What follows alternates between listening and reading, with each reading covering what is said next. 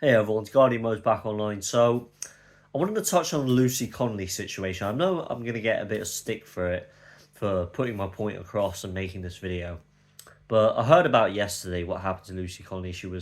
The allegations are that she was manhandled and mistreated in the most appalling manner because she failed to comply with some of the orders given by the prison guards at the time.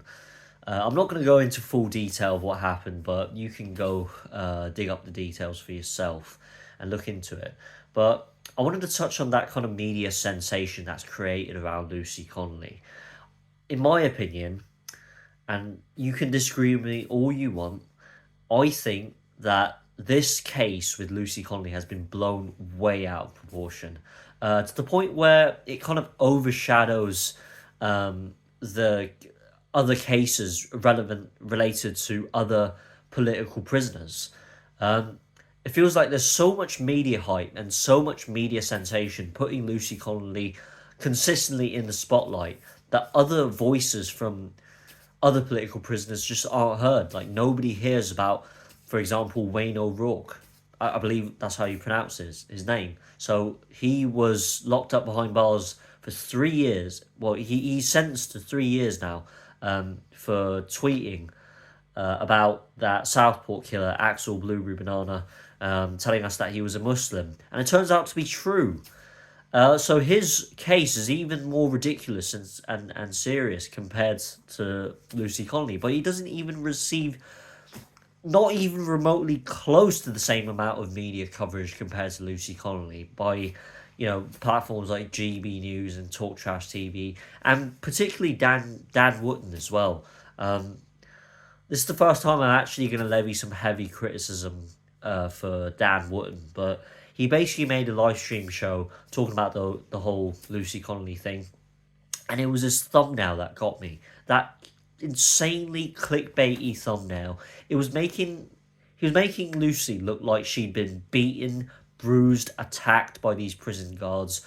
She had yellow patches all over her face, a black eye socket, and bruises all over her face, a complexion basically, created by AI. Completely clickbaity thumbnail. I think it was outright misinformation for me. The way that he described that Lucy was attacked by these prison guards for no apparent reason, just out of the blue all of a sudden, just to make her a political example of Starmer's iron fist dictatorship. But I'm taking that information with a pinch of salt because I don't see how he's verified that kind of source of information. Yeah, the details just look really fishy to me. But all of these political prisoners, their voices aren't being heard. They're just being overshadowed by this overwhelming sympathy for Lucy. Don't get me wrong, I sympathise with her. I don't think she deserves the sentence that she got.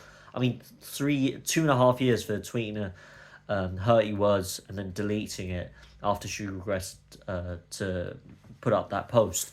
So I think the sentence was ridiculous. There's two-tier policing involved, and we're living in a lawfare state, and people like Lucy Connolly are prime examples.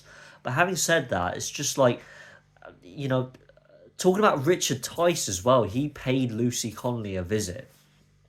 Why didn't he pay any of the other political prisoners a visit? After his dastardly interview with Steve Edgington, it's just pushed many people over the edge. So I was already suspicious of his true intentions by paying that visit. Do you really honestly think that Richard Tice is genuinely concerned for Lucy's physical and mental well-being, and he's doing all of this on behalf of Reform UK out of compassion and care for our political prisoners? If he really cared, then where was he when Tommy Robinson was locked up in solitary confinement? He single-handedly exposed the grooming gangs. Where is the apology for Tommy for throwing him under the bus? Where is the visit to Wayne O'Rourke? Where's the visit to Peter Lynch when he was still alive? These guys simply don't really care about freedom of speech or anything. If Richard really cared, then he would urge Nigel to actually hold a grooming gang inquiry, and not force Rupert Lowe to actually channel inquiry into it. I think what Richard Tice is doing is he's intentionally using Lucy as a guinea pig so that he can score political points, pull on people's heartstrings, in order for them to make people think that Reform is some kind of compassionate political party that actually defends freedom of speech fervently and is standing up for people who are suffering under the governance of Starmer. But all of this is just smoke and mirrors, in my opinion. Richard Tice is clearly scoring political points, trying to play the political game. Mass deportations, none of them are interested in it. He'll be long gone, won't he? He'll be absolutely long gone. He couldn't care less about any of the other political prisoners. Wayne, I forgot his name, Wayne Rock and Peter Lynch, because they're part of that lot, aren't they? They're the working class. Whereas Lucy, on the other hand, she belongs to the middle class category. She doesn't stir up any controversy that could ruin the reputation of Nigel's Reform cult. But those are my thoughts, and I've gathered them up into this video. So let me know what you think down in the comments below. If you agree or disagree with me, just let me know. Just add to the discussion, because there's really something going on, something fishy going on with this whole Lucy Connolly media sensation. I just feel it's blown way out of proportion, but that's what I think. Like, share, and subscribe. It's Guardian Motorcock out.